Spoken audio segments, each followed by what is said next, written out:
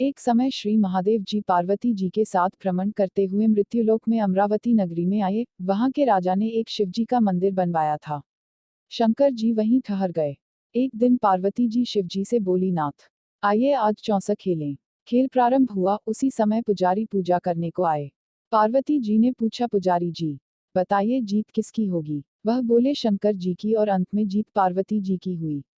पार्वती ने मिथ्या भाषण के कारण पुजारी जी को कोढ़ी होने का शाप दिया। पुजारी जी कोढ़ी हो गए। कुछ काल बाद अप्सराएं पूजन के लिए आई और पुजारी से कोढ़ी होने का कारण पूछा। पुजारी जी ने सब बातें बतला दी। अप्सराएं बोली, पुजारी जी तुम 16 सोमवार का व्रत करो, महादेव जी तुम्हारा कष्ट दूर करेंगे।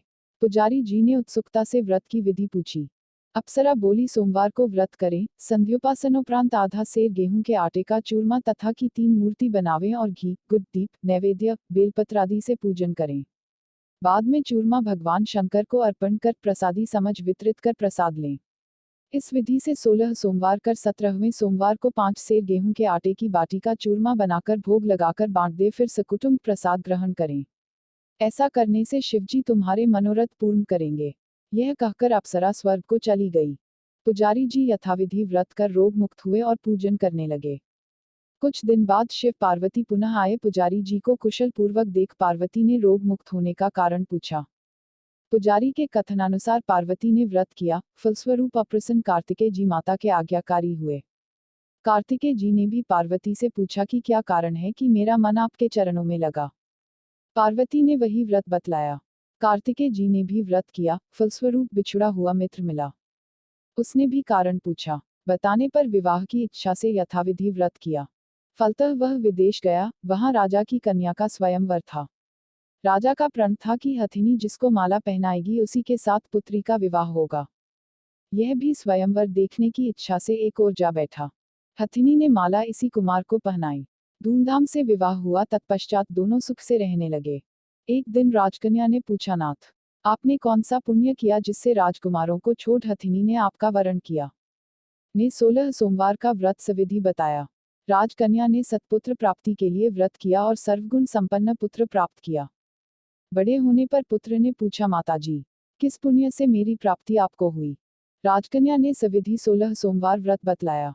पुत्र राज्य की कामना से व्रत करने लगा। उसी समय राजा के दूतों ने आकर उसे राज्य कन्या के लिए वरण किया। आनंद से विवाह संपन्न हुआ और राजा के दिवंगत होने पर कुमार को मिली। फिर वह इस व्रत को करता रहा। एक दिन इसने अपनी पत्नी से पूजन सामग्री शिवालय में ले चलने को कहा, परंतु उसने दासियों द्वारा भिजवा दी। जब राजा ने पूजन समाप्त किया जो आकाशवाणी हुई कि इस पत्नी को निकाल दे, नहीं तो वह तेरा सत्यानाश कर देगी। प्रभु की आज्ञा मान उसने रानी को निकाल दिया।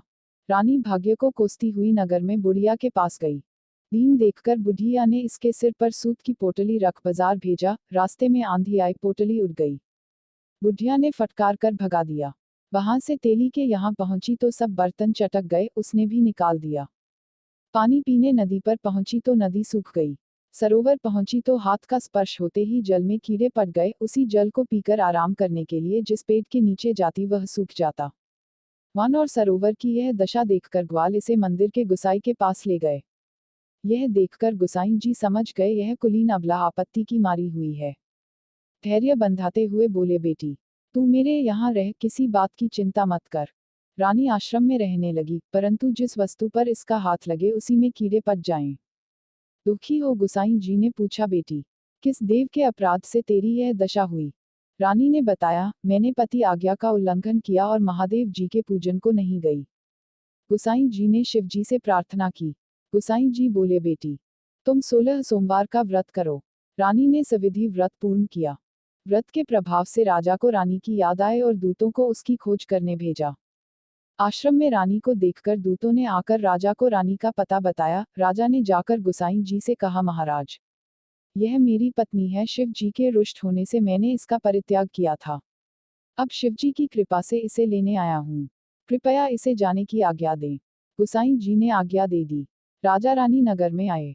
नगर वासियों ने नगर सजाया, बाजा बजने लगे, मंगलोच्चार हुआ। शिवजी की कृपा से प्रतिवर्ष 16 सोमवार व्रत को कर रानी के साथ आनंद से रहने लगा। अंत में शिवलोक को प्राप्त हुए। इसी प्रकार जो मनुष्य भक्ति सहित और विधिपूर्वक 16 सोमवार व्रत को करता है और कथा सुनता है उसकी सब मनोकामनाएं पूर्ण होती हैं और अंत में शिवलोक को प्राप्त होता है। बोलो शिवशंकर भोलेनाथ की जय।